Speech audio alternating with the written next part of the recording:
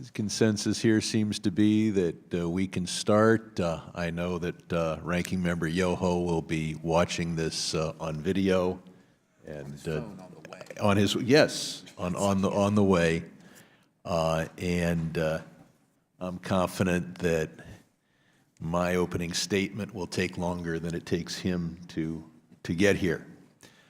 I want to welcome all of our colleagues to this first subcommittee meeting of the congressional session for the Subcommittee on Asia, the Pacific, and Nonproliferation. We could not ask for a more timely hearing with the President in Vietnam and Kim Jong-un having just arrived there by train. And we couldn't ask for a more distinguished panel, including Governor Bill Richardson, who's famous for negotiating successfully with North Korea, as well as Victor Cha, who's has negotiated with the North as well. I and the ranking member will give opening statements for 5 minutes, and then whichever subcommittee members wish to make an opening statement will be allocated 2 minutes. Whether we are safer now than we were in June 2018 when the Singapore summit was held, and what can be done in Hanoi that will make us safer, these are the two questions that we ought to address. In the first year of his presidency, President Trump ratcheted up the rhetoric to an extreme level, little rocket man, etc. This rhetoric was matched by the North Korean rhetoric, and there were some that worried that it could lead to a kinetic war. Trump stopped the extreme rhetoric. Now things are calmer. That dialing things up and then dialing them back is hardly a great accomplishment. The facts are these: when Trump took over, North Korea had yet to demonstrate a hydrogen bomb. Now they have.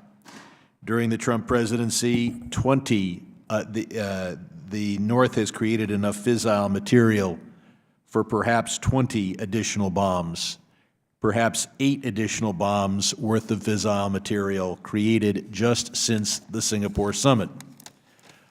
I'm not sure we're safer. Now, we have had a period without testing, but that's hardly unusual. The North conducted no nuclear tests from '94 to 2002, and from 2007 to 2013. They suspended their missile testing from 2009 to 2013. So a pause in testing of merely a year is not unusual. What is unusual is this: in the past, pauses in testing may have slowed down their program, whereas now Kim Jong-un said last April he doesn't need any additional tests. He's already developed his hydrogen weapon and his ICBM. Several hostages have been released by North Korea, but we have with us a witness who was able to secure the release of a like number of hostages without making concessions to the North Korean government. And the remains of several service members have been turned over to the United States. But once again, we have a witness here who did that without making any concessions. Perhaps you should write a book called The Art of the Deal. But more importantly, much larger numbers of the remains of our servicemen were turned over to us during the Clinton and Bush administrations. We have made enormous concessions to North Korea. First, Kim has stood on the same level as the most powerful man in the world. Second, we've weakened our sanctions in 2 ways. First, the very act of the summit signals to businesses around the world that they can do business with North Korea. And second, we have not sanctioned major Chinese banks. Mr. Yoho and I, with him as chairman, both in 2017 and again in 2018 of this subcommittee, sent letters to the administration demanding that the major Chinese banks be sanctioned, not just the tiny ones, and we've received no substantive response. There has been substantial leakage in our sanctions, and the change in atmosphere caused by the summit is a major reason for that. We have weakened the U.S.-South Korea military defense capacity. During the Obama administration, we had 3 to 4 major exercises per year. We've had 0 major exercises with South Korea since Singapore, and there is one that's scheduled for the future that may or may not happen, in any case has been scaled down. As General Abrams, the commander of U.S. forces in Korea stated, this suspension has led to a denigration of the readiness of our force. So we've made massive concessions while getting nothing in return that makes us safer. Nothing. I believe, and I see I've gone into overtime a bit here, so I'll be as quick as possible. I believe we need tougher sanctions, starting with those 2 big Chinese the 2 letters that we sent, focusing on several Chinese banks, large Chinese banks. That would send a signal that it's not business as usual or even business under the table with North Korea. Second, and I realize this is somewhat controversial, we ought to define down our definition of success. I do not think we're going to get CIVID, complete, irrevocable, verifiable disarmament of all nuclear weapons. But we would be much safer if North Korea had a limited number of nuclear weapons that were highly monitored. If we were in that circumstance, North Korea would not be in a position to sell fissile material or nuclear weapons. We would limit the amount of damage that they could do, and we could move ourselves to a safer position than we have now. That's certainly much better than seeing new fissile material created every day, even while the summit is ongoing. With that, I yield to the ranking member. There you go. I appreciate it, and I thank you, Governor Richardson. Good seeing you. Dr. Cha, good seeing you again. I had the good fortune of having breakfast with Dr. Chung-In Moon this morning, who is the advisor to Moon Jae-in, and his take was a little different. He thought things were moving along very well, and he was very impressed with President Trump and what he's doing. But let me go to my notes. Good morning, and thank you, Chairman Sherman, for calling this hearing. Members on both sides of the aisle share similar national security concerns and oversight priorities in regard to the ongoing nuclear diplomacy discussions between the U.S. and North Korea. This important issue is fitting for our first subcommittee hearing of the 116th Congress. I look forward to continuing the strong bipartisanship and cooperation that this committee has displayed in the 115th Congress. As you said, we are on the letter together, and we're going to continue to hold the administration accountable. This committee works respectfully together, even in some areas we may have disagreements. Over the next 2 days, President Trump will conduct his second summit with Kim Jong-un, the totalitarian leader of North Korea. The word historic is often used to describe this summit. That much is true. U.S. DPRK diplomacy has never before taken place at the heads of states at this level. We shouldn't forget that when President Trump took office, President Obama warned him that the Korean Peninsula would present him his most urgent security challenge. However, over the course of President Trump's first term, we moved from the brink of war to a period of diplomacy. Again, the heads of 2 states, first time ever. As this administration moves forward, let us not forget who Kim Jong-un is. He is number 3 in a family lineage hierarchy that is held to deity stature. He has allowed his citizens to suffer while chasing his nuclear ambitions. He is a dictator who has executed over 140 members of the elite military that surrounded his father and grandfather, including his own uncle. He ordered the assassination of his brother in Malaysia using VX nerve gas. He also threatened the U.S. with nuclear annihilation, and he sent medium-range ballistic missiles over Japan and proudly claimed that he would target our territory in the South Pacific, Guam, and the mainland if so desired. So yes, this is a historic second summit, but we must call for extreme caution as we move forward. Keep in mind, 3 previous administrations have attempted to solve North Korea dilemma and failed, allowing the Kim regimes to advance their nuclear programs and capabilities. Unfortunately, one fact outside of the White House control remains unchanged. The Kim regime does not deal in good faith.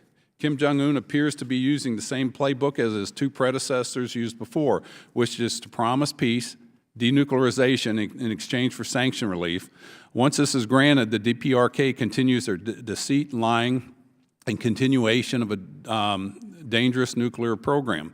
We need to note that nothing has occurred since the Singapore summit in 2018 in terms of denuclearization. I'm extremely concerned that any concessions presented by the DPRK's diplomatic outreach are hiding equally significant risks. The President and his team have a giant task at hand.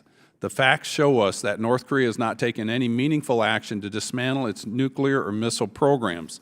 There's been no disclosure of the number of nuclear bombs, ICBMs, or even clear definition of what denuclearization means to all sides. Much work needs to be done during this second historic summit. Meanwhile, Kim Jong-un's international standing has never been higher, as you pointed out, Chairman Sherman. Kim's diplomatic gambit has led South Korean President Moon to embrace him as a partner in a shared dream for peace and reunification. It has given him the pretext of strategic coordination with China and a personal relationship with Xi Jinping. Kim will also visit Vladimir Putin in Russia later this year. Kim's diplomacy has cost him nothing, but has short-circuited the unanimous UN sanction campaign, although Putin and Xi were never reliable partners in pressuring North Korea. Kim has shown he can leverage China-Russian relationships against UN-led sanctions and U.S. maximum sanction strategy, and our goal is to hold the administration accountable. The goal of this committee is to facilitate the summit to allow this administration to be successful where previous administrations came up short.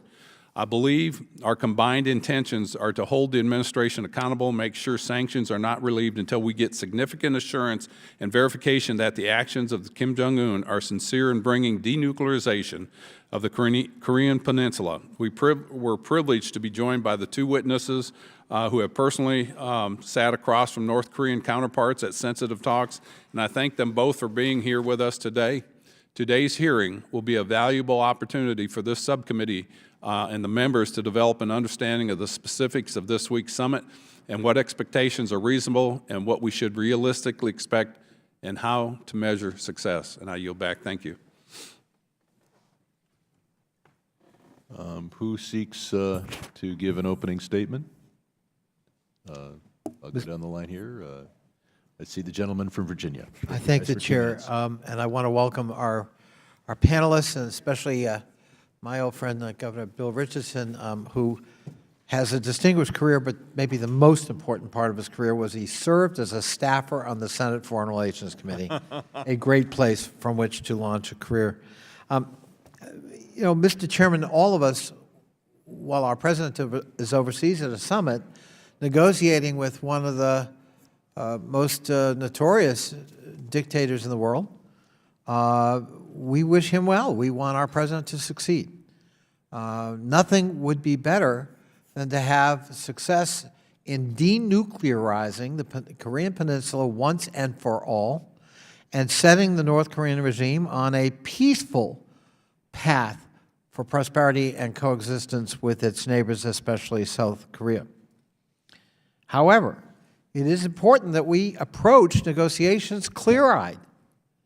And I worry, as do many Americans, I think, that our president arrives in Hanoi in a very weakened position. And because he doesn't do preparation, he doesn't read briefing papers, he doesn't like even briefings verbally, that he enters into these negotiations maybe with positive spirit, but not with great preparation. And what could go wrong with that when you're up against Kim Jong-un? And one trembles a little bit at the answer to that kind of rhetorical question. And so I think it's really important that we be very clear-eyed about what our goals are, and that there be no fudging, and that there be, frankly, no further concessions to the North until we see specific reciprocation on the table. And so I hope for success, but I think we have to prepare for the worst. I yield back. Mr. Perry? Mr. Barron? Thank you, Mr. Chairman. And thank both you, Governor Richardson and Dr. Cha, for your service to our country, along with the men and women that we have serving our country all around this world as we speak. I was at that same breakfast with the ranking member, and we had with Dr. Moon, as well as our former ambassador, Ambassador Stevens, who has a long history on the Korean Peninsula. The one takeaway that I think they left us with is, I think as my colleague Mr. Connolly, let's go into this open-eyed, but let's also understand realistic expectations of what we might be able to get out of this. And I think those realistic expectations are, maybe you get the parameters that allow you then to say, okay, here's what the steps are moving forward, as opposed to coming out with any concrete deal, et cetera. And I think they both, Dr. Moon and Ambassador Stevens, said that would be a realistic, successful goal if there were the framework and the parameters of how you now proceed and what those next steps are. Again, not with any promises, et cetera, but the next steps and what a dialogue would be. I'll be very interested in both of your expertise on the peninsula on what you think those parameters would be and what a successful outcome of this this meeting over the next few weeks. And with that, I'll yield back. Mm-hmm. Recognize the gentlelady from Virginia. Thank you to the chair. Thank you, Governor Richardson. Thank you, Dr. Cha, for being here. The North Korean regime continues to pose a serious security threat to the United States, our interests at home and abroad. And ahead of the week summit in Hanoi, we must also recognize how North Korea's belligerent and destabilizing behavior endangers our longstanding allies in the region and threatens our own country. I am always in favor of pursuing diplomatic, negotiated solutions.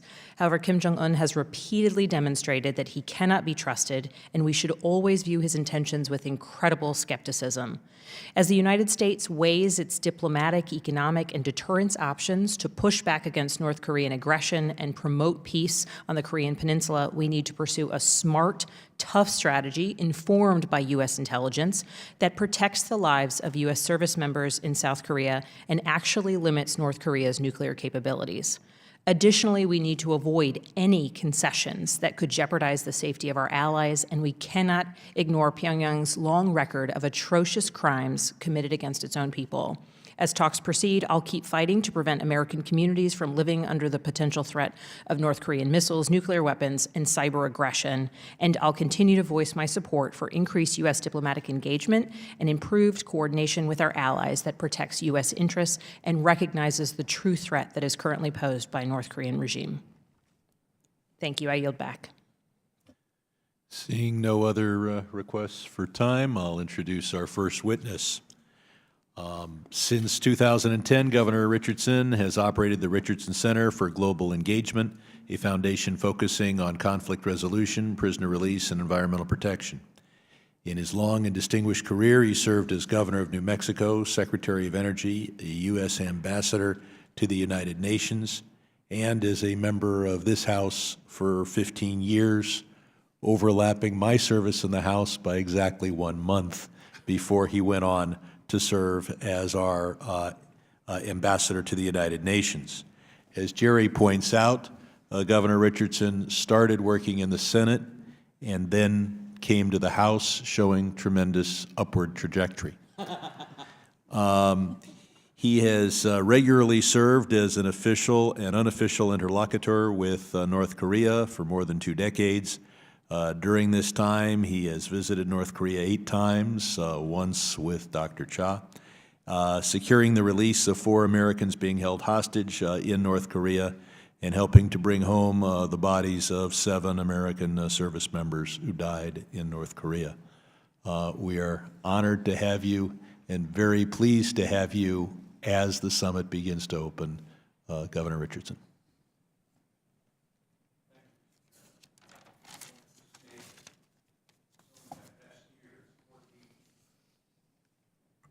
Some of my best years, 14, were as a member of this House, although I wasn't privileged to serve on this committee. It's good to see former friends, or good friends, Congressman Connolly, Congresswoman Titus, you, Mr. Chairman. I haven't had the pleasure to speak to others here, but I will tell you, I've been here long enough to say that I saw Mr. Levin come in, and I was elected to Congress in 1982 with Mr. Levin's father, which shows you how long I've been around. And it's great to be with Victor Cha. There's probably nobody on this country that knows the peninsula better than Dr. Cha, and you are right, Mr. Chairman. We went together to North Korea and brought back the remains of 7 of our service members. The first summit between the President and Chairman King in June 2018 produced a good moment for both leaders. They struck a personal relationship, an aspirational joint statement, a couple of outcomes such as the repatriation of remains of U.S. servicemen. And I think the President does deserve credit for taking the meeting with Kim Jong-un. The region is less tense. There's more diplomacy. There's considerable, I would say, better atmospherics in the entire region. However, the last summit failed to produce what I think is a workable framework for negotiations. And like other summits, there was little or no staff work on substance prior to the meeting.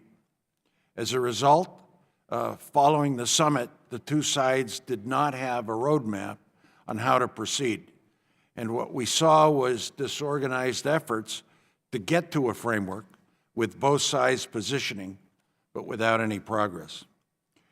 I think Chairman Kim has made it very clear that his preferred negotiating partner is President Trump, not Secretary of State Pompeo, not the chief negotiator, Stephen Biegun, or working level teams.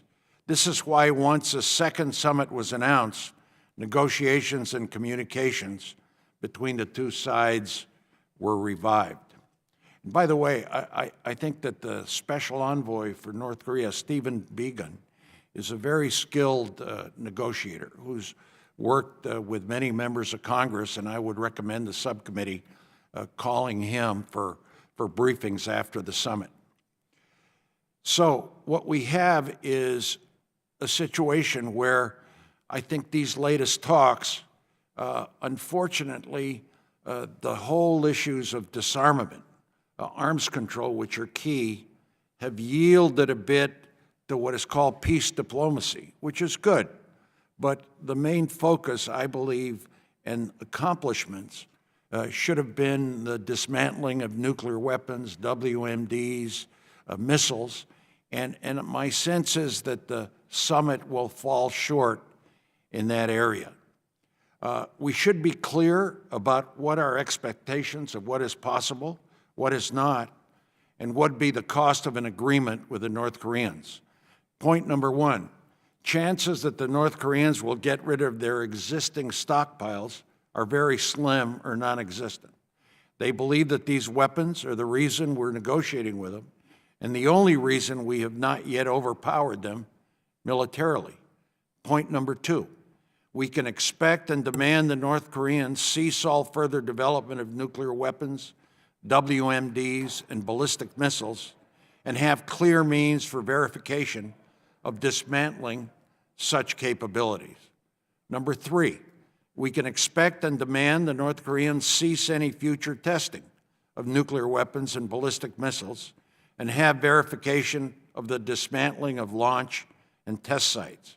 Point number four, we can expect and demand the North Koreans cease any proliferation of operations they have on nuclear technology, WMDs, and determine the means to verify this. In return, point number 5, the North Koreans are going to demand the removal of sanctions, the end of the war, the normalization of relations, and the reduction of military presence on the peninsula. So an agreement with these guidelines, I believe, might be possible, should be gradual, but broken into smaller reciprocal steps. Thus, a successful second summit between the two leaders should produce what the first summit failed to do. 1, a detailed framework for negotiations, including timelines, terms of reference, and routine schedule of summits. Number 2, set times for ongoing negotiations, both working level, high level, and perhaps additional presidential summits. Considering Chairman Kim's preference to negotiate directly with the presidential summits should not be ruled out as long as good preparatory work is done. And I'm not sure, because of the president's diplomatic style, that we're heading into this summit with the best preparations. Lastly, terms of reference for negotiations, general guiding principles for a final agreement, definitions and constraints, as well as timelines and benchmarks for the negotiation process. Number 2, and this is very important, an agreed pathway to recover and repatriate remains of U.S. servicemen. As the chairman pointed out, we got some, but there are many, many more. And since this is a mutual interest of both sides, it's an easy and very powerful outcome for the summit. Many of you, I'm sure, have relatives or have constituents that are affected directly with the remains of our soldiers. Very compelling families that have come together to organize and ask that the U.S. administration over the years try to bring back the remains of several thousand of our men and women that have been in North Korea. Number 3, a mechanism and safeguards to mitigate risk of conflict if a crisis in negotiation occurs. This can happen by establishing a hotline between the leaders or a mitigating contact group to include regional stakeholders. There are other gestures the United States can offer that are short of policy concessions, which can be highly symbolic and motivating for the North Koreans. Recommitment to the aspirational joint statement of the June summit. The summit would be a failure, in my judgment, if the following is not produced. 1, failure to produce a practical and detailed framework for negotiations. Failure to define benchmarks and terms of reference. Without such framework, negotiations are going to fizzle once again until the next summit is announced. Number 2, failure to establish a roadmap for recovery and repatriation of remains. And 3, ambiguity and no record of agreements and understandings reached between the two leaders during their one-on-one meeting. So finally, Mr. Chairman, here's my concern. I stated the first one, that the disarmament talks yield and not produce concrete denuclearization agreements. The danger I see with North Korea is they don't want to denuclearize. We have different definitions of denuclearization. My worry, too, is that somehow we will not get in this summit an inventory of all the nuclear weapons, fissile material that North Korea has. They are very concerned, the North Koreans, having talked to them for years, that if they disclose where these sites are, that we're going to bomb the sites, quite frankly, and they don't want to disclose, but that's essential for any kind of verification or arms control agreement. So my concern is that on the issue of arms control and disarmament, there's going to be a very low bar for success, such as destroying the nuclear reactor at Yongbyon, which I've been to that reactor. I think that's been promised several times. I'm not sure how operational it is, and Dr. Cha probably has better information than I do. Also, there have been some sites that have been allegedly missile sites terminated. I'm not sure if even verifying those sites, or that one or two sites, that is significant disarmament initiative on the part of North Korea. Another concern I have is that the negotiating partners in the past that we've had, Victor, myself, have been the foreign ministry, and generally the foreign ministry of the North Korean Republic, the DPRK, they're pragmatic. You can deal with them on prisoners, on human rights issues relating to remains, especially the Korean People Army, the military, which in my judgment is quite flexible.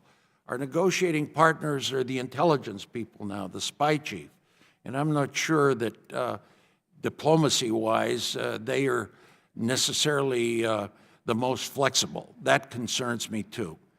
So at the very end, in conclusion, here's my worry, that yes, some positive statements come out of the summit, some positive initiatives, such as perhaps some joint searches for remains of our soldiers, 2 sites that are being looked at for joint excavation of remains. 2, a liaison office. All right, that's good.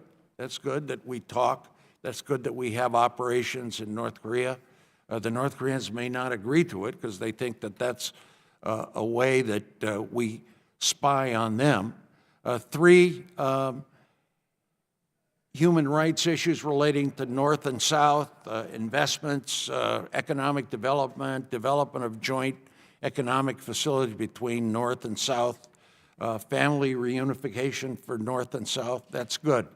But my concern is that the true goal of denuclearization, which is the issue of dismantling weapons of mass destruction, missiles, nuclear detonations, nuclear will not happen. Maybe a freeze, all right, that's better than nothing. But those are my concerns, Mr. Chairman. I want the president to succeed. You know, this is probably our most dominant national security threat that we have. But I don't think the threat is diminished. Thank you, Governor. I think we all want the president to succeed. Dr. Victor Cha is a senior advisor and Korea chair at the Center for Strategic and International Studies here in Washington, D.C. He's also a professor in government and international affairs at Georgetown University. Between 2004 and 2007, he served as director for Asian affairs at the National Security Council. At the White House, he was responsible primarily for our relations with Japan, the Korean Peninsula, and the Pacific nations. Dr. Cha was also the deputy head of the delegation for the United States at the six-party talks in Beijing. Dr. Cha. Thank you, Chairman Sherman, Ranking Member Yoho, members of the committee. It's a pleasure to be here with you today, as well as with Governor Richardson. The last time I saw you, I think we were in Pyongyang together a few years back. But it's really good to be here with the governor. Let me first say that I think President Trump deserves credit for a couple of things. The first is that he stepped away from the fire and fury posture of 2017. The second is that he has invested in summit diplomacy based on the theory that it's the reality that there is only one person in North Korea that makes a decision. That's the leader of North Korea. So you have to talk to them. 3, he's really invested a lot of capital into building a personal relationship with the North Korean leader. And so I think, as everybody said here, we want him to succeed this week. But what I want to do is focus my comments on 5 numbers that I think we need to take into consideration with regard to what's going to happen this week. Because there are a lot of opinions here and around town on North Korea, and not a lot of data. So I'm going to bring some data points to the discussion. The first is 1963. And 1963 is important because it is when North Korea started landscaping the ground for where they would build the Yongbyon nuclear complex. So this was not a program that started after the end of the Cold War when they lost the support of the Soviet Union and China. They have been building this program for well over half a century. So I think, as many on this committee believe, I don't think they're fully going to denuclearize. The second number is 20. That refers to the number of undisclosed missile bases in North Korea, short-range, medium-range, and intermediate-range ballistic missile bases. North Korea can close facilities without denuclearizing. They can close facilities that they no longer need, things from their past, and they can promise things about their future, the promise not to transfer, the promise not to do more testing. But what they will hold in their hands is the present. And that are things like those are things like these 20 missile bases, the nuclear weapons stockpile, things of this nature. That's a negotiating challenge. The third number is 108. And this is the number of times that the president has made reference to the question of whether that we need to have U.S. forces in Korea. One of the key metrics for me of the success of this meeting will not be so much what North Korea gives, because I think that they will give very little, but that we do not cut into our alliance equities and offer those as negotiating chips to North Korea. Things like our exercises and our readiness, our troop disposition on the peninsula. These are not things that should be traded for temporary gains on North Korea. The fourth number is 2007.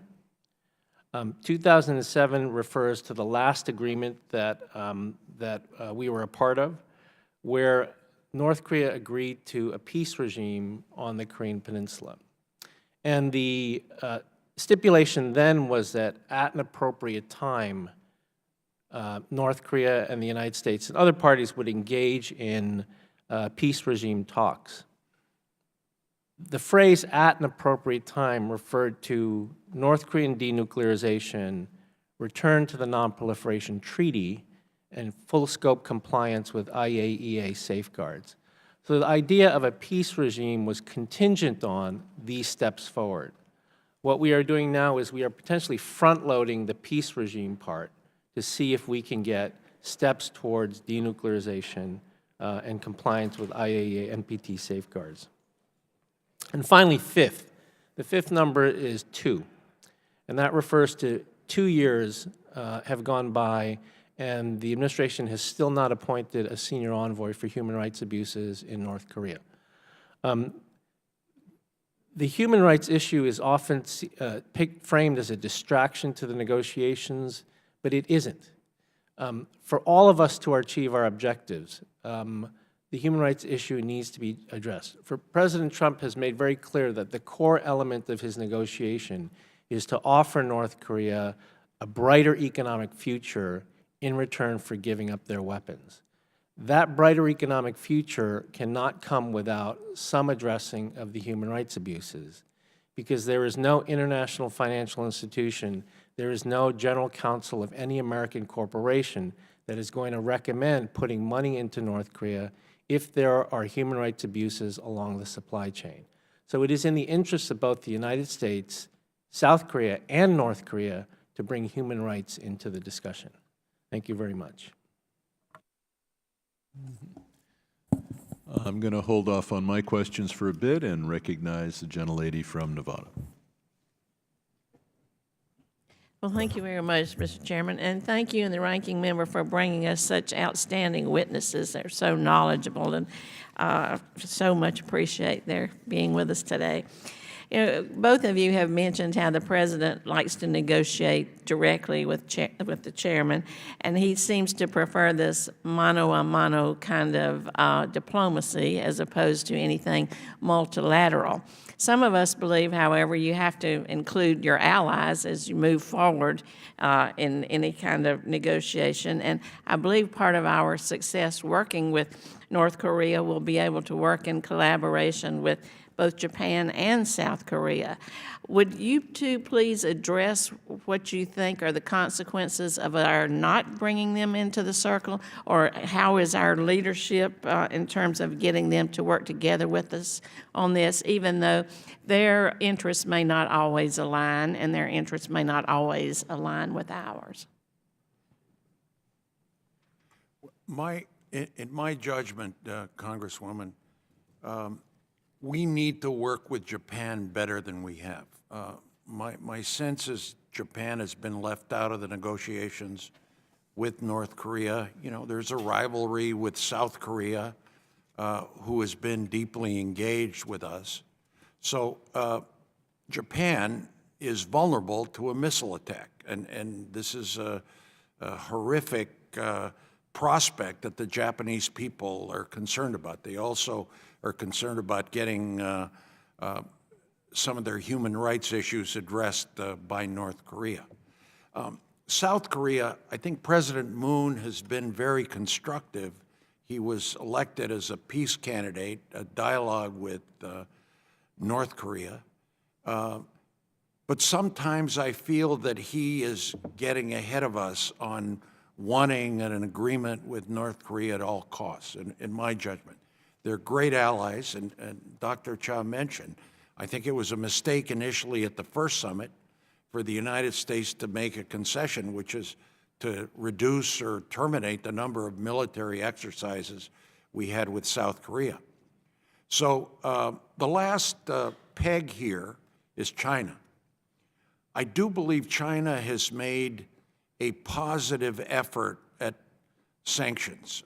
You know, most of the commerce that goes through North Korea is through China.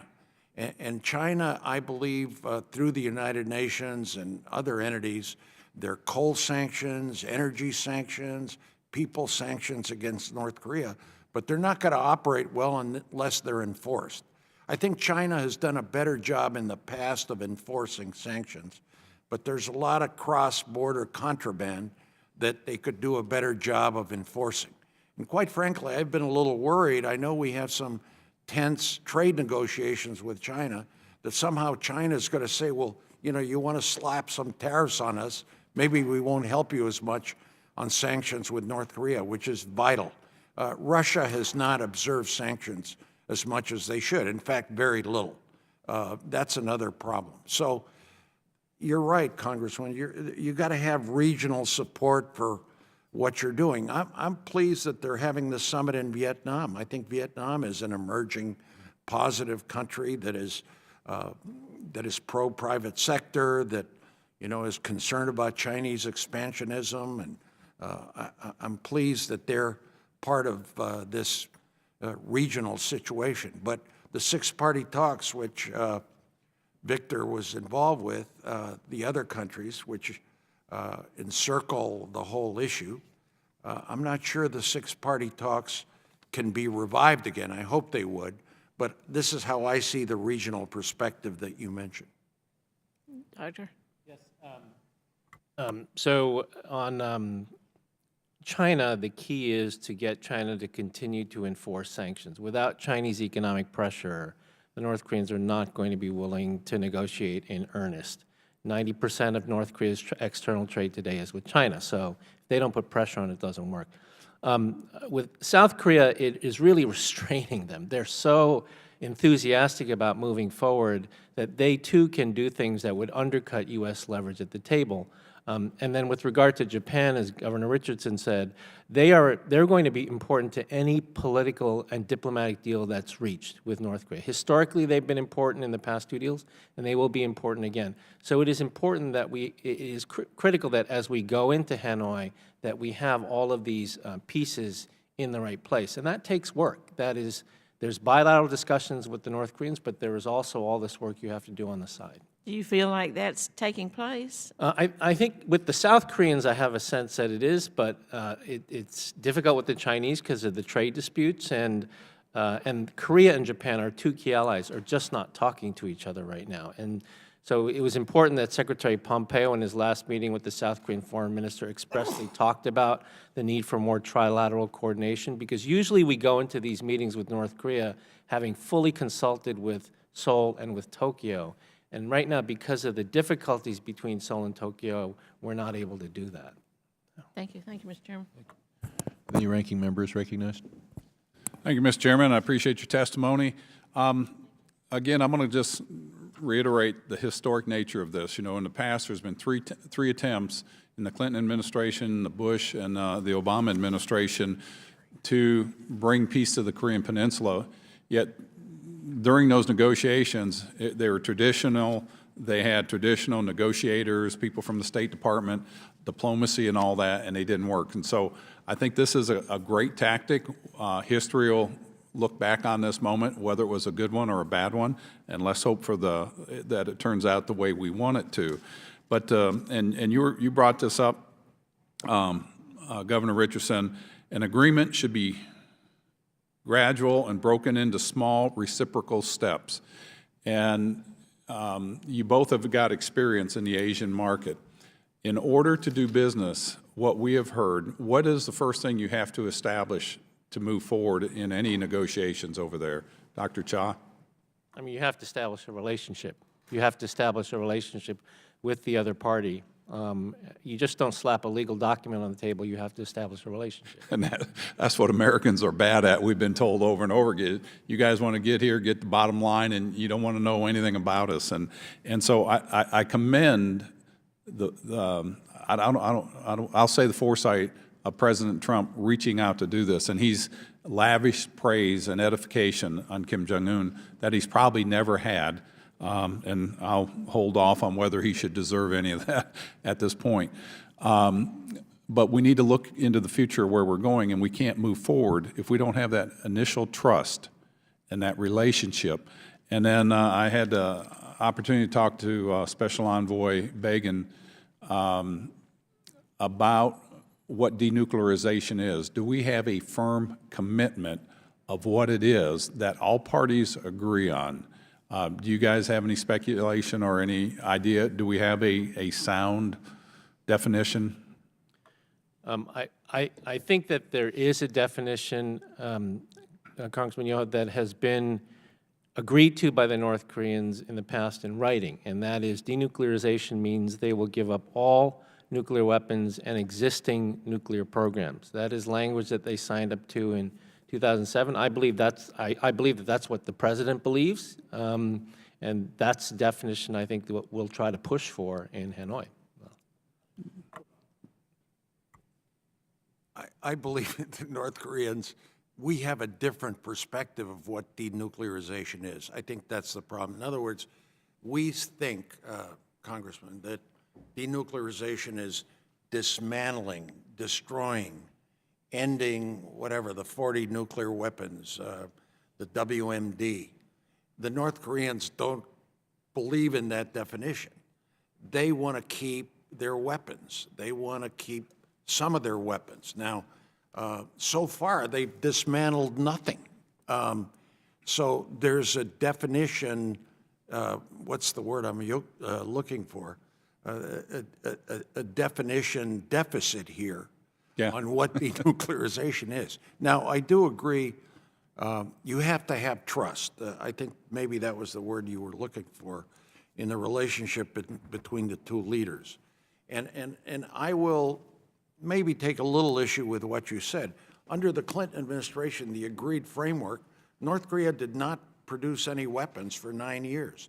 And I think the Bush administration negotiated well with North Korea. The problem was North Korea was intent on increasing their arsenal.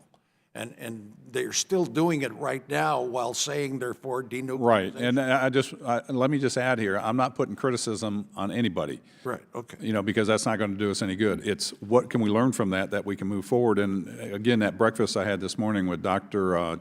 Chang-In Moon, he's been there at all three negotiations, probably the only person that was there on the first three, and he's been to every meeting up there with President Moon. he says he has seen a distinct difference in North Korea today from when it was before.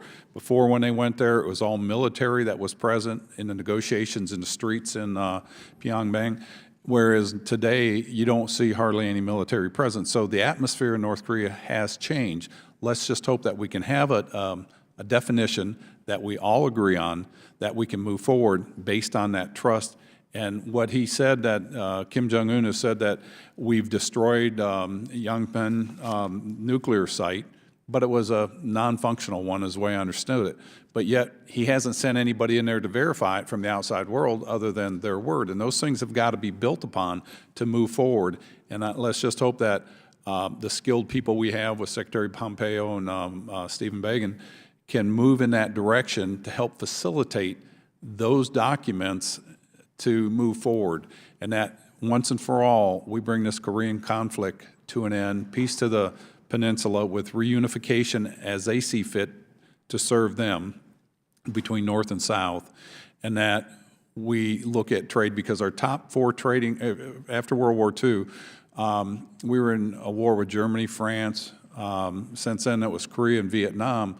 None of those countries today have nuclear weapons, and are some of our best trading partners. So the idea that we want to implore to Mr. Kim is, you don't need nuclear weapons. Let's just focus on trade and get rid of this and move forward on our economies and our countries. I yield back. Thank you. Thank you. That's fine. Gentleman from Virginia. I thank the chair. Well, maybe on a more critical note. I think a case could be made for diplomatic malpractice in how we're approaching North Korea. Remember that this is the administration that ripped up the JCPOA with Iran, that by all accounts is working in every metric, because it was inadequate. And yet they meet with the nuclear threat, Kim Jong-un, in North Korea, and he gets international legitimacy from meeting with the President of the United States, that audience with the President directly, the cancellation of military exercises with our South Korean allies. And in the joint statement, they don't even mention that denuclearization needs to be irreversible and verifiable, which is one of our goals. Not even mentioned in the joint statement, nor is there any mention of the North's ballistic missile program, a criticism used to justify the evisceration of the JCPOA. Why shouldn't we look at that and call that what it is? Diplomatic malpractice. We got nothing, and Kim Jong-un got a lot. Now, maybe that's a strategic sort of move where we're being patient and waiting for the future, and this summit may then prove that there are other steps. But it seems to me that thus far, nothing has happened, and we haven't even furthered the goals ostensibly we say we're committed to. Dr. Cha. Thanks, Congressman. So I'm a professor, so I'll give you another number, and that is 7. That is the number of pages that the agreement that we worked on in 2007 was. It was 7 pages long, the 6-party joint statement. The JCPOA, I think, was 150 pages. I do believe that if we are going to move forward with denuclearization with North Korea, we're going to need a document that is much more detailed, certainly than what came out of Singapore, and even what came out of the previous 2 agreements under President Bush and under President Clinton. Well, let me just, a little footnote, yes, but from your point of view, after the first summit, did Kim Jong-un commit to anything? No. I think the first summit laid out a statement of principles. In many ways, it was an agreement between the leaders about what the outcome of diplomacy should be, which is normalized relations, a peace treaty, and a fully denuclearized North Korea. But subsequent to that, there were really no steps that took us tangibly down any of those paths. Governor Richardson.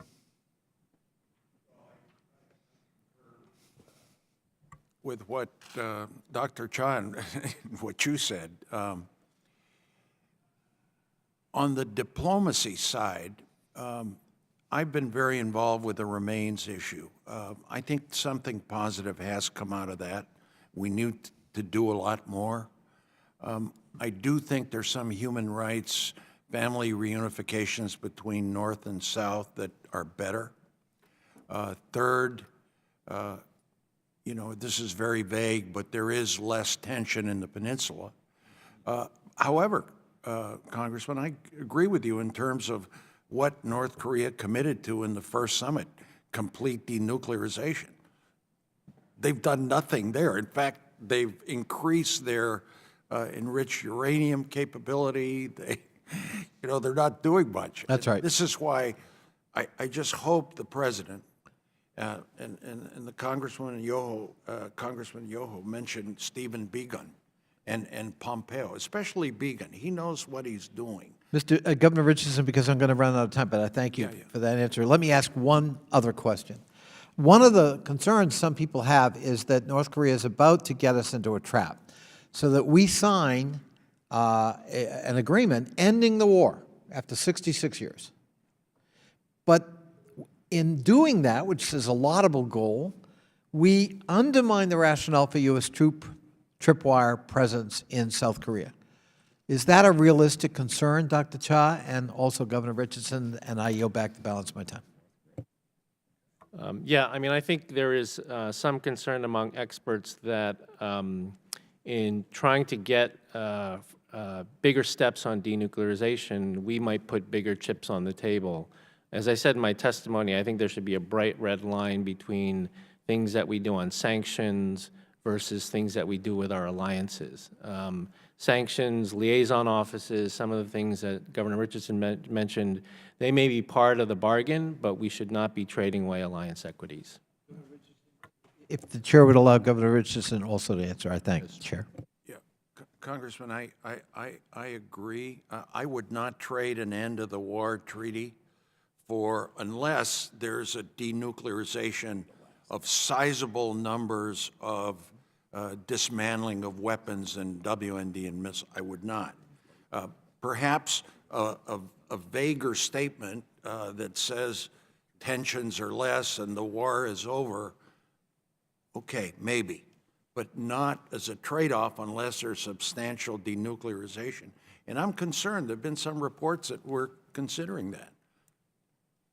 And it means exactly what you said, the vulnerability of us being or having to look at troop reductions in South Korea. We have 30,000 troops there, 28,000. I'll recognize Mr. Barra after I recognize the gentleman from Utah. Thank you, Mr. Chairman and Ranking Member. This is an important hearing. Thank you to our witnesses for being here. I'm hopeful that we see a productive summit. I, for one, view it as historic and important to be taking these steps. However, we know that the Kim regime does not negotiate in good faith, and I think many of us are optimistic but worrisome. Regardless of the outcome of the summit, I, for one, will continue to urge the administration to use every possible economic and diplomatic solution to find answers and bring us forward. As I've listened to your testimonies and the questions of my colleagues, I sometimes feel like we've got a cultural thing here in America where we want to solve everything immediately, and we hope that one summit or two summits has this magic ability to solve it. So I'm curious from both of your perspectives, not whether we're on the cusp of solving this, but how do you see the trajectory? Are we improving and moving in a good trajectory? I guess that's my simple question. Governor first and then Dr. Cha. Well, the trajectory is going to depend a lot on the results of this summit, this upcoming summit, starting today or tomorrow. My hope, Congressman, is that there be substantial progress on the denuclearization issue. You talked about long range. I think it was unrealistic for anyone to expect North Korea to denuclearize completely. They always have, and if you look at that language, they've said it in the agreement with Clinton, with Bush, and they never do it. Now, is there a trajectory that is more positive? I think we've underestimated Kim Jong-un. I think in the end, and I'm not praising him. I'm saying his vision is in exchange for lesser some dismantling of nuclear weapons. He wants American investment. He wants European investment. He wants infrastructure. He wants energy, a new grid. And so the trajectory is in that direction. His father, I think, was more of a, I won't call him, he was more of a negotiator. He used to say, okay, well, you want this prisoner back from the United States? Send President Clinton to pick him up. You know, things like that. And I hate to push you, but I'm going to be short on time, so let me move on. So I think if we look, starting, Congressman, from 2017, there were 20 North Korean ballistic missile tests and a hydrogen bomb test. And we were moving military assets to the region. I mean, it was a really scary time. I mean, since then, we've gotten the diplomacy, we've gotten no more testing by the North Koreans. I just came back from South Korea about 10 days ago, and there's a completely different view now in South Korea. Everybody says the war is over. Like, why don't we just admit the war is over? So I think there has been certainly a positive trajectory since 2017, but as the governor said, the key piece is we really need to see tangible steps on denuclearization coming out of this summit, because this has to be a road to somewhere, right? And so that's the key piece. Let me kind of follow up on that. We almost exclusively talk about denuclearization, and yet we've said in this hearing today that Japan could be hit by long-range ballistic missiles. Is it a mistake not to have a broader scope than just denuclearization? No, I agree that it must include ballistic missiles, not just the long-range ones, but also the shorter and medium-range ones. As well. What is there culturally that Americans need to understand that would help us better understand this process? I mean, the two cultures, right, are very, very different. I mentioned earlier, ours is one of immediate expectations and things like that. What is there culturally that Americans could better understand that would help us get our arms around this process? Well, from my experience, from my experience, they negotiate totally differently than we do. Their idea of a concession is they think they're always right. It's a deity that guides them, the father, the grandfather, Kim Jong-un. And their idea of a concession is they'll give you a little more time for you to get to their point of view. That's their idea of a concession. They always want you to go first. You make the concession, and then we'll see about whether we reciprocate or not. They're deeply suspicious of us, totally. I mean, they think if they disclose where their weapon sites are, we're going to bomb them. I mean, there's just I've been there several times. It's just Unfortunately, I am out of world. time. Let me thank both of you and yield my time back. I know I'd said it would be the gentleman from California. However, the gentlelady from Pennsylvania has returned. She is vice chair of this subcommittee, and she is recognized. Thank you. I appreciate that. And thank you, gentlemen, for your testimony. The history of negotiations between the U.S. and North Korea is obviously long and tumultuous, but one thing is clear, and I think a lot of people have been talking about it, the importance of our allies and our partners in the region, and making sure that we're respectful to them. What is your assessment of how the administration is or isn't implementing AREA, or the Asia Reassurance Initiative Act, which we recently signed in December? And specifically, can you talk a little bit about the U.S.-Korea Special Measures Agreement that was recently also agreed to, and the impact that it might have on our bilateral relationship, since it is a short time frame instead of a longer time frame? And then finally, if you could talk about that impact on Japan, who is also up for that same kind of conversation as well, and its impact on our relationship with that important ally.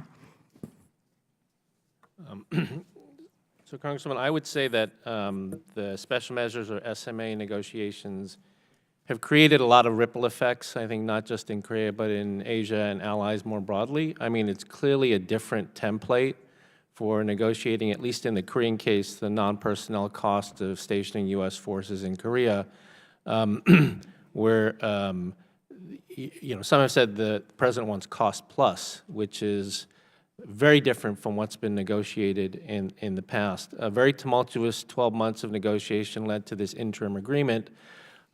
It's not followed as much here in the United States, but it's followed very carefully in the region.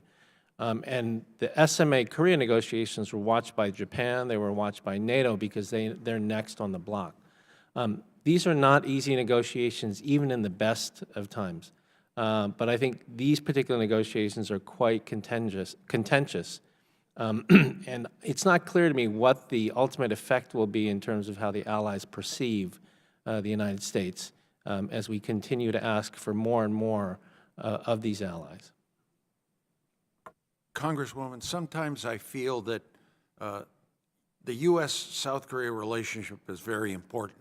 But if anything, I would say to this administration, for instance, they are obsessed with having South Korea pay more for the military relationship that we have. Yeah, we do want to save money, but the U.S. military relationship with South Korea is in our interest too. And sometimes I'll say the president says, well, they should pay more. All right. And South Korea is paying a little more. But that is a very valuable military relationship for us, not just because of North Korea, but because of China and the region. Secondly, with Japan, we should be more conscious of Japan's needs in this security relationship with North Korea. Yes, the president and the prime minister of Japan have a very good personal relationship, but somehow the Japanese government, and you can get a briefing on this, feels that they've been left out of this negotiation. Yes. China, again, it's a very complicated relationship we have with China, and we absolutely need them to keep enforcing sanctions, or the pressure on North Korea will deteriorate. Now, there are some very good, as I mentioned, family relationship, more investments between North and South. I think all of that is good, less tension. Thank you. And my last question is, as a member of the Armed Services Committee, as well as this one, I'm very concerned about the suspension of exercises. And in other committee hearings that I've had, the military folks have been also similarly concerned about how long we can do this and still remain ready and effective. Do you all have any insight into that as well? So my understanding is that when we go for a full year without exercising, then we're really starting to erode readiness. There are elements, as you know well, of these exercises that we can do in other places like Cobra Gold, but there are certain elements of the exercise that can only be done on the peninsula. So this is something really that has to be considered, if we're looking to suspend the spring exercises, which were to start actually this month. If we suspend those again, I think we really need to think about how we're going to maintain readiness, because readiness is part of deterrence, and that's what's made the peninsula peaceful since 1953. Thank you. And sir? I would just add, this was a concession in the first summit that we got nothing in return. So we should not concede that one again. Maybe you bring them back, those exercises, if North Korea is not conscious of doing something on denuclearization. They're valuable for South Korea, for the United States, for our troops. You want them ready in case there's a misfire or some kind of small conflict that could light up the whole region. Thank you. That's incredibly helpful, gentlemen. Thank you very much for your time. I yield back. The gentleman from Utah is recognized. Oh, excuse me, no, the gentleman from Pennsylvania is recognized. Thank you, Mr. Chairman. Thank you, gentlemen, for your testimony. Dr. Cha, what was the United States posture vis-a-vis North Korea prior to this administration from a hostility/wartime footing? I mean, I'm not trying to put words in your mouth, but how would you characterize our posture vis-a-vis North Korea? Prior to the start of this administration, it was, I think, popularly known as strategic patience, which was sort of a medium-level sanctions plan with the effort of trying to bring North Korea to the table to negotiate. And what was North Korea doing under that posture? They were actively building their nuclear weapons programs and ballistic missile programs, and were on the verge of testing at the end of 2016. And I believe that those tests would have happened in 2017, no matter who was president. Right. So they were building, progressing, testing, and from the United States standpoint, I think that we were at a posture of considering armed conflict with North Korea. But if I'm the only one here that thinks that, I mean, do you get that sense that that's where we were?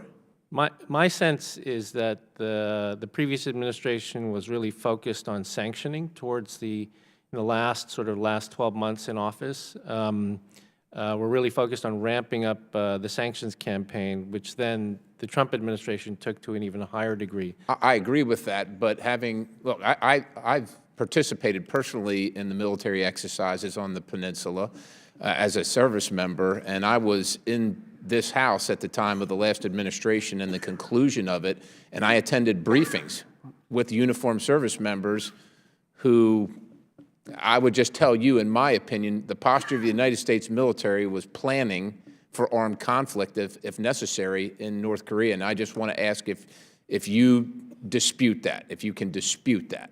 Maybe that's the best way of putting it.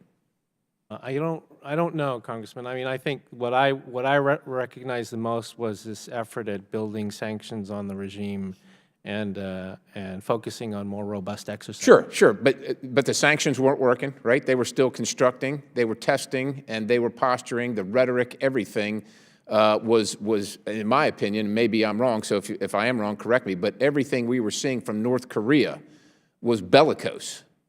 Yes. Yeah, right?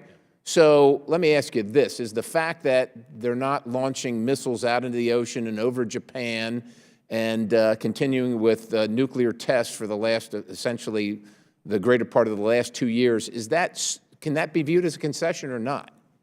It's certainly an important non-event. Yes, 15 months of no testing of any sort is good for the diplomatic climate and also makes it harder for them to develop their programs. Right. So, look, I'm not pie in the sky here, and I'm not looking at life through rose-colored glasses. North Korea is a hostile actor and an enemy of the United States of America and Western civilization and democracies all around the world. That's a given, right?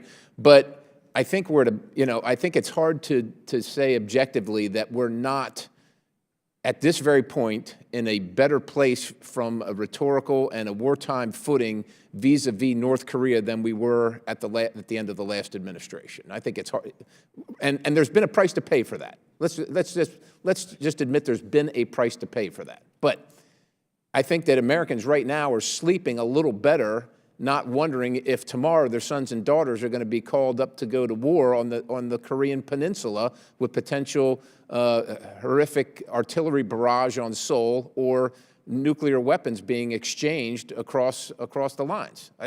I mean, is that reasonably safe to say? Yeah, I mean, I think this administration's decision to engage in the summit diplomacy with North Korea has certainly played a role in their not testing, and Right. that has made the situation a lot calmer. So because the tenor of the meeting seems to be that the president has failed, it's more dangerous, we're giving everything away, we're getting nothing for it. And look, I don't like dealing with dictators at all.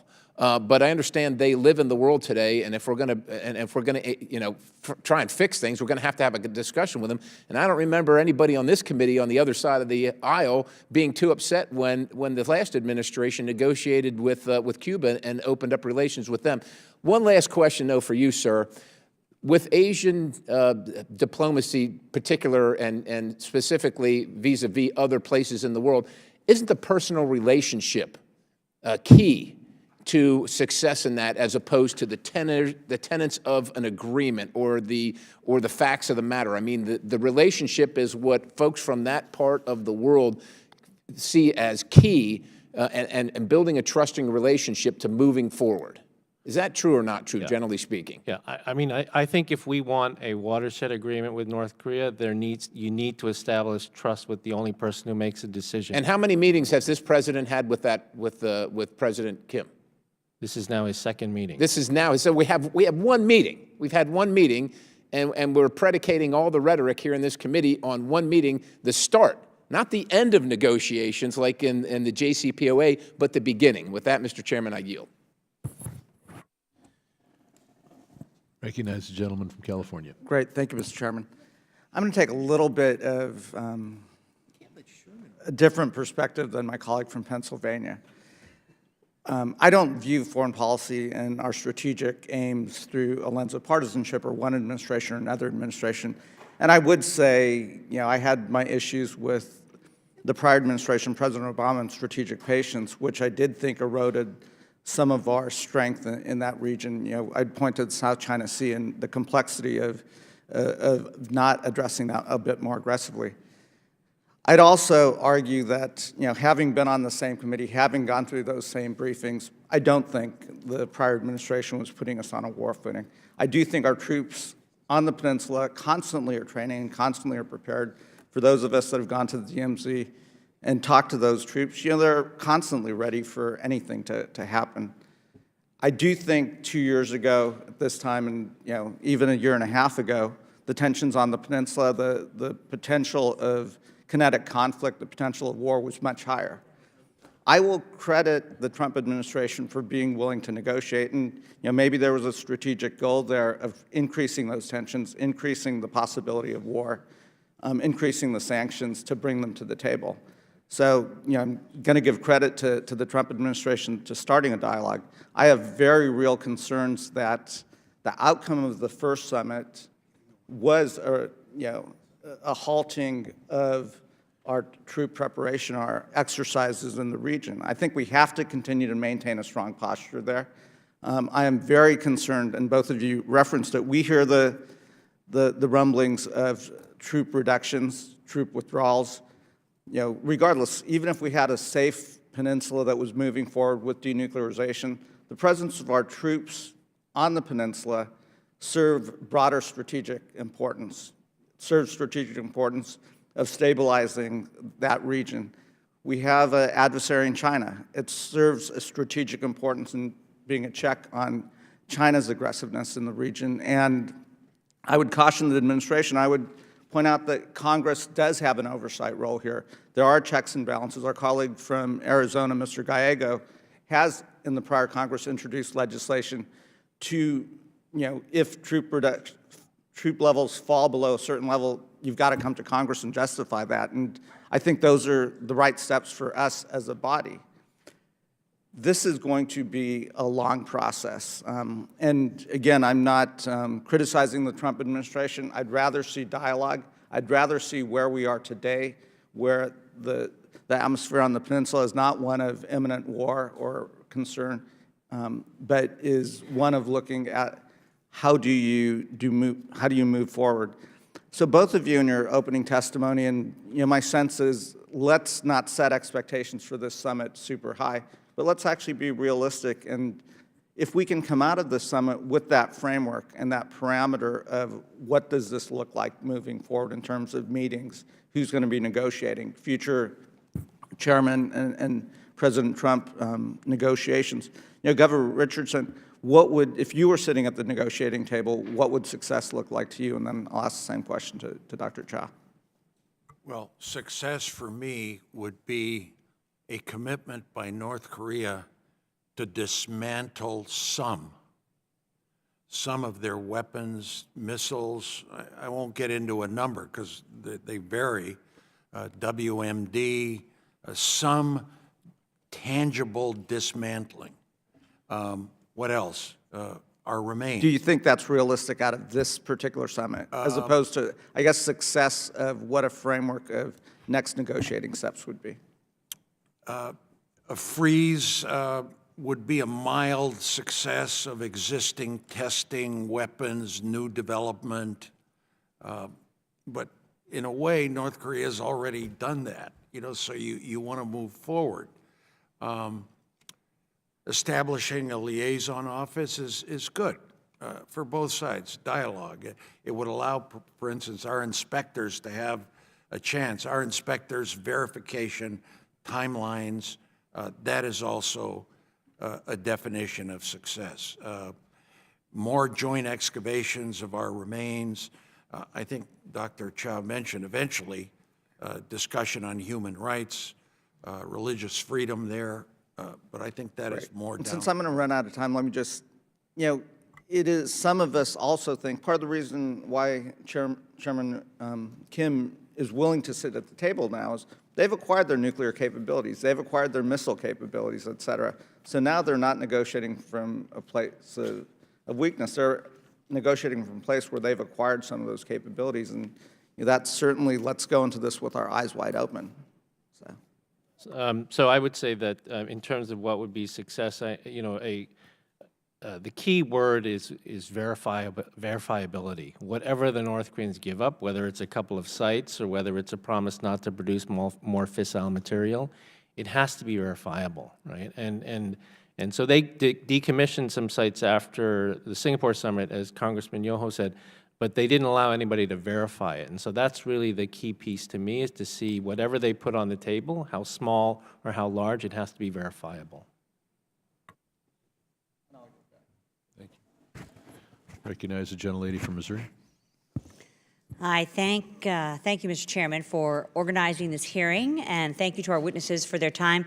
Following up on my friend and colleague, Mr. Bera's line of questioning, Dr. Cha, U.S. Special Representatives for North Korea, Stephen Biegun, who Governor Richardson has spoken so highly of, has noted that even as the United States pursues a direct leader-to-leader format for the current talks with North Korea, it is supplementing summit-level meetings with intensive working-level negotiations.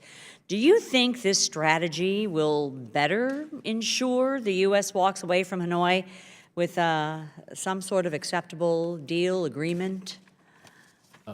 Congressman, I think certainly what was better in process with regard to this summit was that there was a lead-up of intense, as you said, Right. working-level negotiations that Steve Biegun led. The first summit in Singapore, as you remember, was just an announcement that they were going to meet, and there was no working-level effort. So those working-level meetings are important to help the outcome of the summit be successful. And it's not just happening at the summit. Let's be clear, Dr. Shah. It's been in the lead up to the Yes. summit in a very intensified way, from what I understand. Is that your understanding? Yes, and that's the way it should be done, yes. Great, wonderful.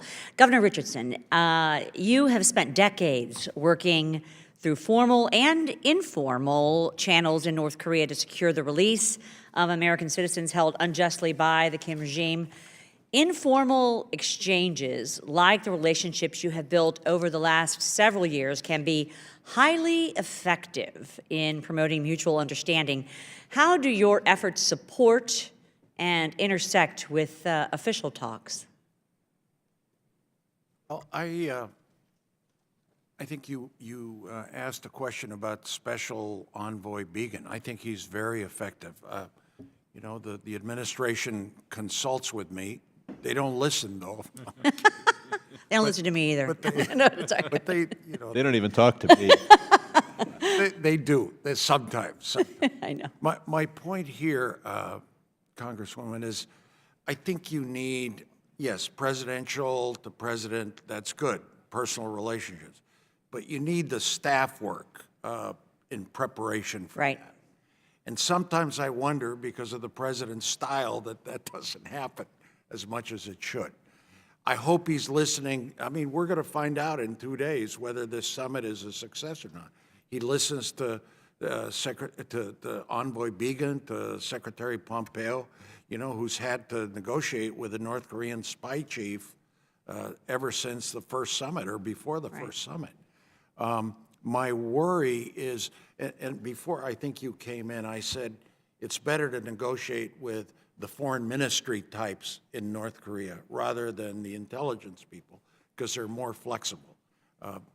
We'll see what happens in this next summit. We're kind of hanging on for the result. But you would agree that both formal and informal lines of communication are important, correct? Absolutely, absolutely. On prisoner exchanges, Right. on rescuing American servicemen on remains. Yeah, I mean, We thank you for foundations your leadership like in that. mine. Thank you. In that regard, Russia and China appear to be weakening on sanctions enforcement, although U.S. negotiators are working to solidify support in advance of the Hanoi summit. Dr. Shah, how worried should we be about Chinese and Russian compliance, and how can the U.S. convince the international community to kind of hold the line? So it is, I think it is a real problem, Congresswoman. Any agreement we make with North Korea has to be enforceable, and enforceability means also sanctioning if they violate the agreement, and China holds a lot of cards when it comes to sanctioning. I mean, I think the only way to really compel China to do this is to be willing to secondary sanction. I mean, to go after Chinese companies that are willfully and knowingly violating U.S. law. That's the only way to. So you found the secondary sanctions can be very effective in this regard. I think they can. They certainly spread the net of who is responsible when it comes to this. I mean, China is a UN Security Council member, so they should be complying with the 11 UN Security Council resolutions with regard to North Korea particularly on trade, but they really haven't been for about 15 months now. Well, thank you. I think my time is about to expire, so I yield back, Mr. Chairman. Thank you. I'll recognize myself at this point. As to denuclearization, I'm not sure that we disagree as to what it means. I think we disagree as to when.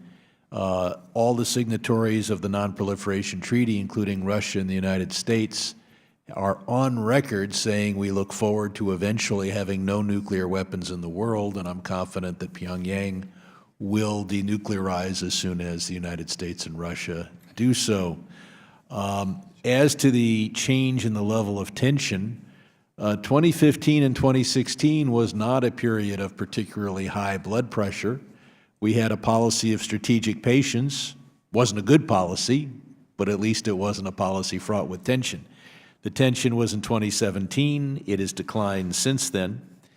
As to a minimal level of success, I think I mostly agree with the governor, but I would say that if we had a verifiable halt to the creation of more fissile material, that would mean we were safer. If all we have is a halt to testing, well, Kim has said he's done all the testing he needs. So a new test might not make us less safe, since it would give him the information he already has, or claims to already have, whereas clearly a halt to the creation of new fissile material, if verifiable, would make us safer. Dr. Cha, you talk about the importance of human rights. We obviously need to be bringing this up. It's very important to the North Koreans. One place where they could make a concession easily is to allow more family reunification visits, particularly for the 100,000 Korean Americans who have family north of the 38th parallel. Is there any reason why Kim wouldn't make that concession other than he knows we want it, so he wouldn't want to give it to us? Is there any disadvantage to him to allowing such family reunifications with Korean Americans? Yeah. No, I mean, I think, as you said, that there are still many divided families as a result of the Korean War. This could be a very useful humanitarian gesture. I say useful because from the perspective of incentives, there's every reason for him to do it if he wants to have, a more positive view of himself in the broader press. But but there still needs to be a raising of the human rights abuses, not just humanitarian issues. Gotcha. Congressman, could I just Yes. add to that?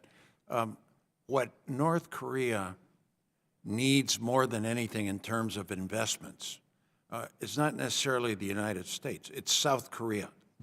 And there is an effort by South Korea to possibly invest in the railway in North Korea, the Kaesong joint facility that was shut down. So my point is that North Korea will want to make strong family reunification. It's in their interest if they want this South Korean investment. I mean, it's called politics. That's something that you're all the experts. Now, the North Koreans have a conventional military double the size of South Korea, and yet they're pressuring us to remove some of our 28,000 troops, while of course North Korea has almost 1 million, or to make those troops less effective by canceling exercises. I've been told that the long-term North Korean dream is you get America to withdraw its forces, this makes international business less interested in investing in South Korea. That leads to the kind of economic decline in South Korea that makes unification on their terms possible. Is there any, how do the North Koreans argue for a diminution of American forces in South Korea when they have such a powerful conventional military? Governor or Doctor?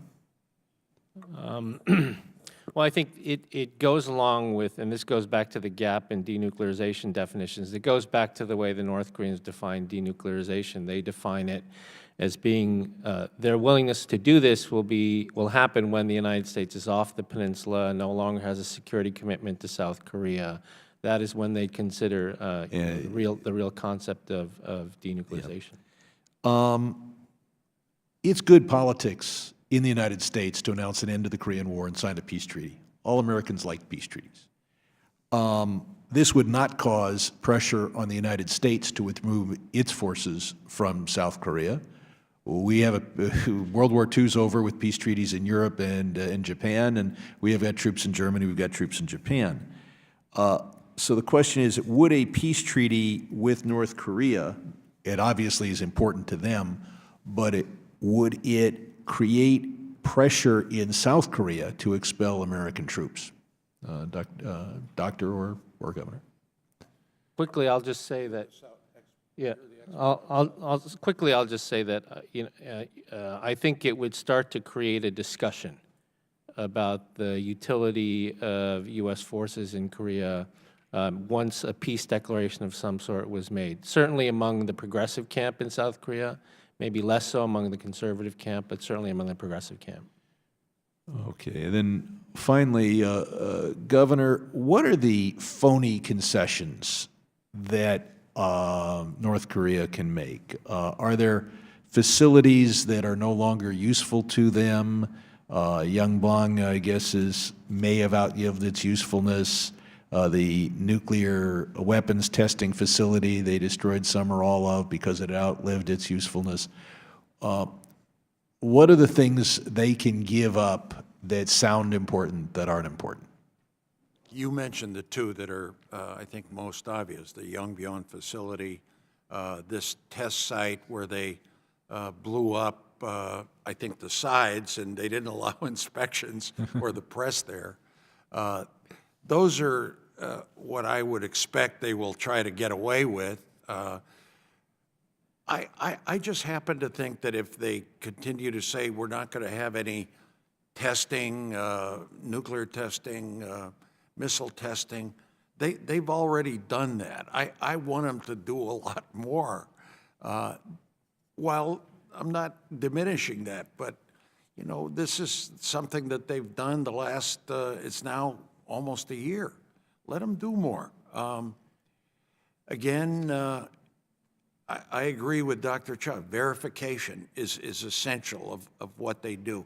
And I'm concerned with one concession that I sense we may be giving up, and that is list all of your sites, your facilities, and inventory so this can be inspected and verified.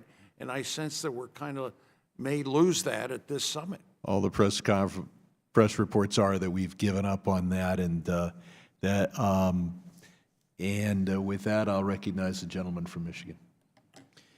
Thank you, Mr. Chairman, and thanks to you and the ranking member for the terrific witnesses here. I thank both of you for coming. Good to see you, Governor Richardson. Dr. Chai, I want to start with a question for you about human rights. The logic behind choosing Vietnam for this summit's setting seems to be that if Kim sees firsthand Vietnam's economic success, he'll want to mirror that success in North Korea.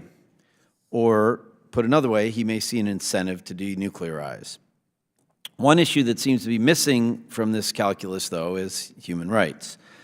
Human Rights Watch reported earlier this month that, and I'm quoting, Vietnam's one-party state severely restricts fundamental civil and political rights and has stepped up its harsh crackdown on activists and dissidents. Reports indicate that these crackdowns range from arbitrary arrests of activists to a lack of press freedom to a grossly unfair legal system. Amnesty International has documented more than 100 prisoners of conscience who remain in prison at the risk of being tortured or ill-treated. So my question to you is there a risk that Kim will get the message that North Korea can indeed achieve what Vietnam has, and that just like Vietnam, he doesn't need to respect human rights to do it?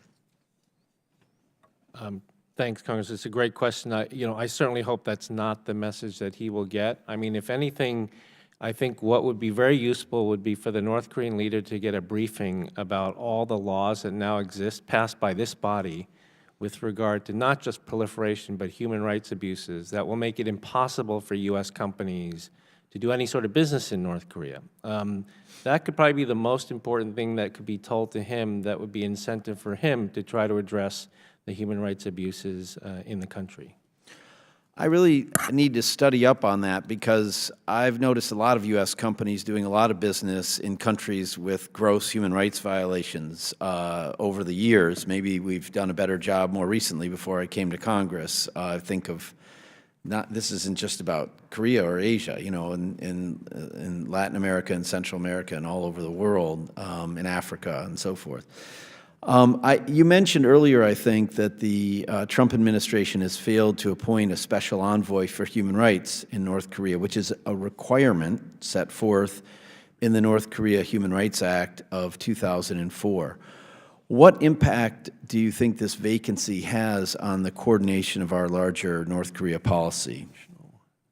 As you mentioned, it is mandated by Congress. President Bush appointed the first Special Envoy for Human Rights, Jay Lefkowitz, and then President Obama appointed Bob King. I think the most important role that this position plays is a leadership role, not just here in Washington, but at the United Nations and indeed around the world with regard to getting the international community to focus on the human rights abuses in North Korea. One very quick example, last December, the UN Security Council did not vote for raising North Korean human rights in the Security Council agenda, which I think was a big defeat because they had done it previously. And there is another opportunity this spring, perhaps after the summit, but it requires U.S. leadership. And if we don't have an envoy and if we don't have a UN ambassador, it's harder to do that. And do you think that this lack of appointing someone sends a signal to the international community about our commitment to human rights more broadly? Well, I think that there are a number of people around town who have drawn a relationship between the absence of a human rights envoy and things that are happening in China, more crackdowns in China, the Uyghur camps in China. So the United States always has been a beacon for human rights and human freedom, and we should continue to do so. Thank you very much. I hope we do continue to do so, and I fear that we're not being that beacon right now. Mr. Chairman, I yield back my time. Thank you. I recognize the gentlelady from Virginia. Thank you, Mr. Speaker. I'll point out we will do a second round, but we will adjourn by 12:20 at the very latest. Thank you, Mr. Chairman. So, Dr. Cha, you've written extensively, and Governor Richardson and Dr. Cha, we've talked extensively today about undeclared North Korean missile operating bases that may not be included in denuclearization discussions. News reports earlier this month described a confidential UN report that North Korea was engaging in what the intelligence community calls denial and deception techniques, deliberate efforts to hide their nuclear and ballistic weapons to prevent U.S. and others from discovering them. Dr. Cha, you spoke a bit as well as about the idea that any agreements made have to be verifiable. So my question is, given the denial and deception, how can we ensure that inspectors, given whatever agreement is made, are gaining access to all of North Korea's weapons and facilities and operating bases?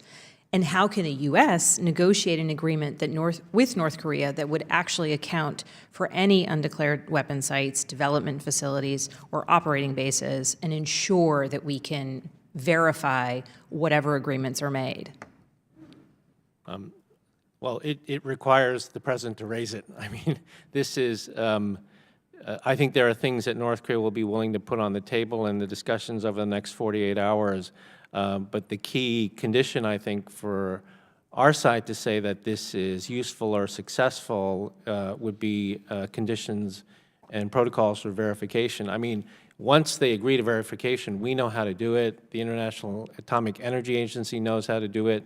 There are people there who've known these North Korean sites for years from working on them in the past, but it requires the President to raise it and for the North Koreans to agree to it. As a former intelligence officer myself, I'm a former CIA officer, I'm particularly concerned about what appears to be a growing disconnect between our political and intelligence leaders, and in particular, the undermining of objective, nonpartisan intelligence assessment. So following up on that notion of what's verifiable, allowing third-party organizations to determine what is in fact happening on the ground in North Korea, and also listening to our intelligence community assessments about what's happening in North Korea. Do you have any thoughts about what we as members of Congress can do to ensure that the White House is, in the first place, receiving, considering, and then evaluating the intelligence information and other information that is available and created to help inform U.S. policy engagement with North Korea? It's a great question, and again, given your experience in this area, you know a lot more than I do about this. I will just say that when we were doing the negotiations 10 years ago, the intelligence briefing that we got every morning was about the most important information that we could work from. And without it, personally, I felt like we were just flying blind. This is the hardest intelligence target in the world. I think Governor Richardson would agree. It's the hardest intelligence target in the world. But I think the RIC, the intelligence community, has done a remarkable job trying to gain information, not just about their capabilities, but their intentions. I would just add, Congresswoman, what is critical is that you and this committee get the best briefings from our intelligence people. That's number one. And I believe that what the NSA and CIA and DIA, and I'm concerned about this gap between the White House and our intelligence people. And, you know, we spent billions on intelligence, human assets, technological assets, and we should listen to them. But I think you in your role of oversight should insist on those briefings. What else would I suggest? You know, on the verification, inspections are key. The North Koreans will object if we're the inspectors, I believe, we the United States. We should insist on that, but perhaps the International Atomic Energy Agency, the IAEA that is involved with the Iran deal in the past, well, it still is, that may be part of the inspections regime. Thank you very much to the witnesses, and to the chair, I yield back. Thank you. Without objection, we will recognize a member of the full committee who is not a member of the subcommittee, but the former chair of the subcommittee, Mr. Shabbat. Thank you very much. I apologize, first of all. I was in judiciary and unable to, but I definitely wanted to stop by. It's a very important topic, and I'll go back and review the questions of my colleagues and the answers later on. You know, I have to be very very honest about this whole negotiations and meetings with Kim Jong-un. He's somebody, he being Kim Jong-un, is somebody, if he's anything like his father and grandfather, and I think in this case the apple doesn't fall too far from the tree, we have to be extremely leery of anything he says. And obviously, the president and the people that he's surrounded himself with, the number one thing that we have to be focused on is what's in the best interest in the United States and our security, security of the American people. Now, diplomacy certainly is better than military confrontation, and I think we were getting closer and closer to that. I think it was a game changer. When we believe that they had either reached or were very close to having the ability to land a nuclear device on American soil. I think previous administrations maybe had somewhat of a luxury in that we could continue to try to get North Koreans to back off their nuclear program, and we could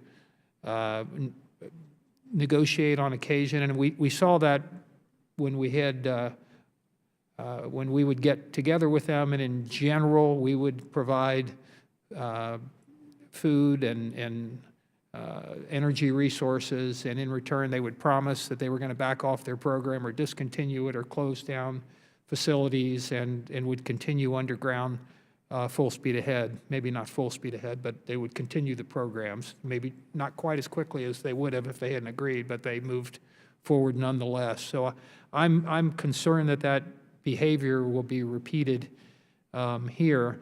That being said, I hope and pray that the president is successful and that he really will be able to get some behavior change in Kim Jong-un. We can't predict the future, but I think we all are hoping that that's where we get. So I guess my question then, after rambling on there for a couple of minutes, is should we be in a, like President Reagan said, he said obviously when negotiating with the Soviet Union, trust but verify. Is this should we be distrust but verify? But hopefully, for example, is somewhat, well, not somewhat, quite skeptical. Am I likely to be surprised, and there really is a possibility here that we will have peace on the peninsula and they will denuclearize? So I'd be happy to open it up to either Bill or the other gentleman. Well, Congressman, Mr. Chairman. Thank you for your years of service here, too. We, a lot of us, especially those who've been around the block, it was an honor to call you a colleague, and you've done great and done wonderful things for our country all over the globe. So thank you for that. Well, my answer is I was going to commend you for your very hopeful and positive statement. I believe we need to continue these negotiations, even if this next summit does not appear to bear many results. I'm concerned about that. But this is the tensest region in the world right now, I believe, with nuclear weapons, with missiles, with our allies, with our troops, 28,000 in South Korea, 30,000 in Japan. I think we need to keep talking and dialogue, even if we don't get the results we want at this summit, needs to continue, and regardless of what administration's in power. Thank you. Sir. Yeah, yes, I am uncertain, as you are, Congressman, of whether we can get to full denuclearization, but I do know that any steps we take along those paths cannot simply be promises that are made without verification, because it makes no sense if nothing can be verified. And in the end, if we take steps along those lines, then we're moving in a positive direction. Thank you. Thank you very much. I appreciate that, and I want to thank the chair and the ranking member for allowing me to participate. Thank you very much. Thank you. One thing about sanctions is that if you're dealing with the democracy, you have a little bit of sanctions. You say depress income in the country by 10%. That's a big deal. It's not a big deal to Kim whether his people are 10% richer or 10% poorer. And so the problem with partially relaxing sanctions is that you certainly do not have regime-threatening sanctions if you go from what I think are the inadequate sanctions we have now to something even less. My first question is about the train.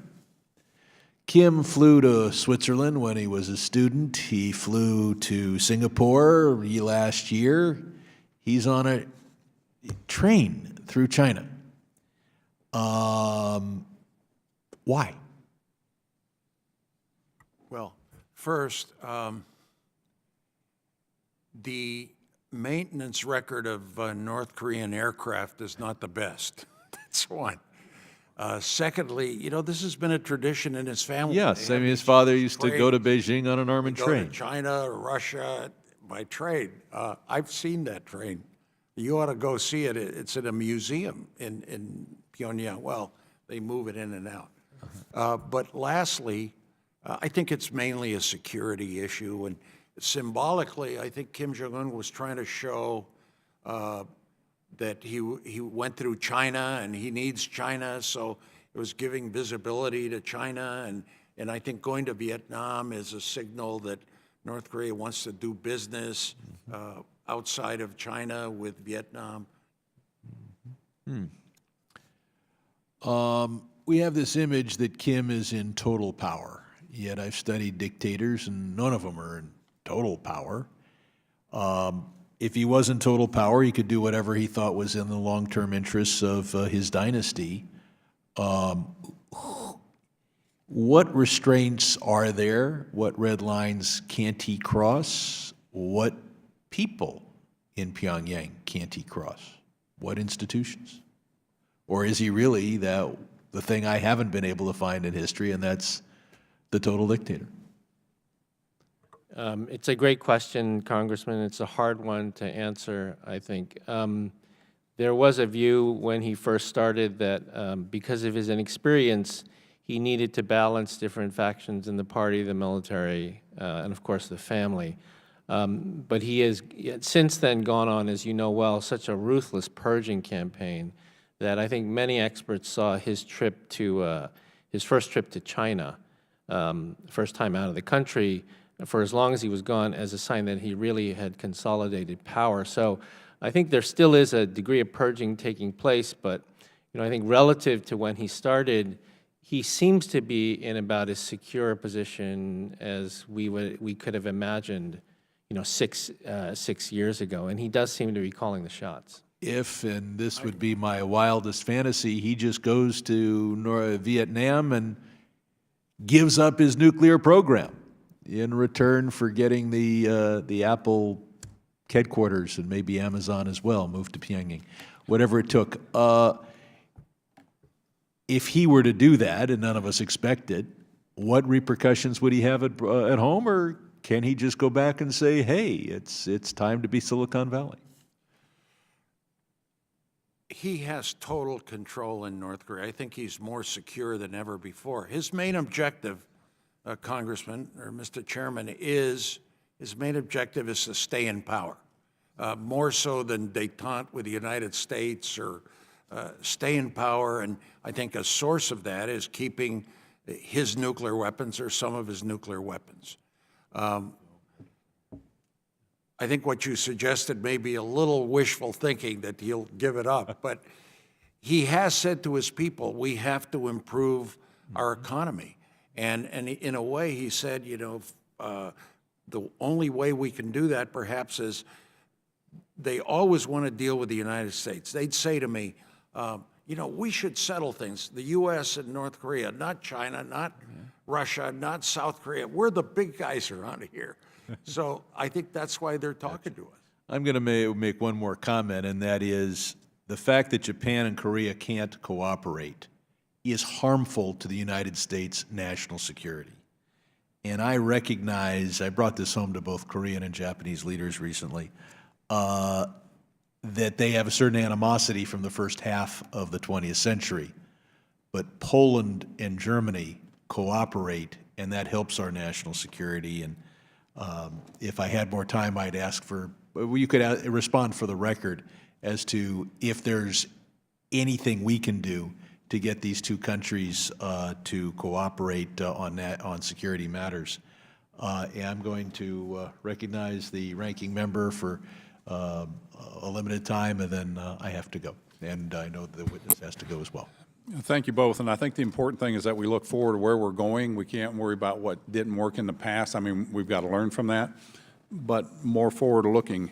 The thing that brought North Korea to the negotiating table, correct me if I'm wrong, was the unanimous UN agreement resolution that I think 17 countries placed severe sanctions on North Korea, with people pretty much adhering to that, i.e. us, Russia, China, South Korea. That put enough pressure to where they did come to the table.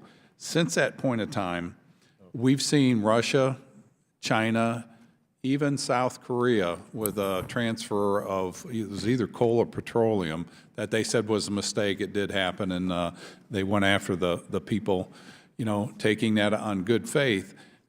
We've got a report, and I don't have the UN report, it'll be out later this year, that we've got a report of over 148 ship-to-ship transfers from January to August. It was oil at sea. How detrimental is that to our negotiations and moving forward if they start normalizing and allow this to happen?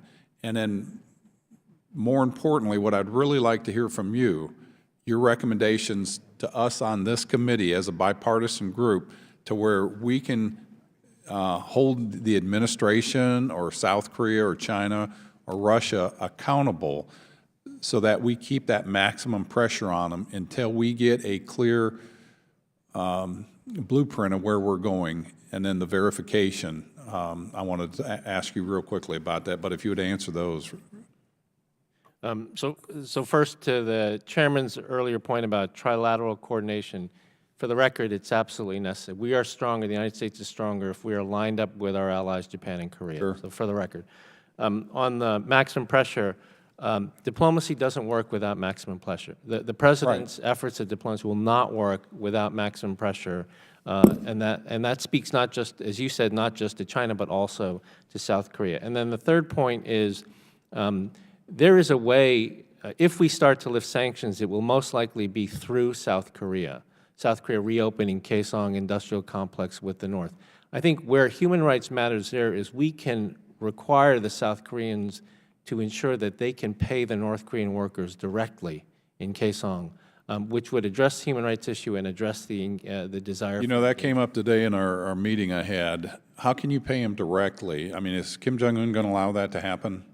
I mean, that would have to go through him, and he would have to okay that. Right. Yeah. If that happens, that would be a huge concession on his part, I would think, to allow people to actually keep what they earn and put in the labor. Yes, and it would be for our policy, it would be a huge success if that could happen. That would be a huge success. Yeah. Governor, do you have any thoughts? Congressman, my sense is that Russia is not observing sanctions. There's massive violations that terrible. on the side of the border there, the port. Victor, what's the name of that port where China has, Russia has a short border? Yeah. So I know where you're talking. Russia needs to get tougher, and they're not doing it.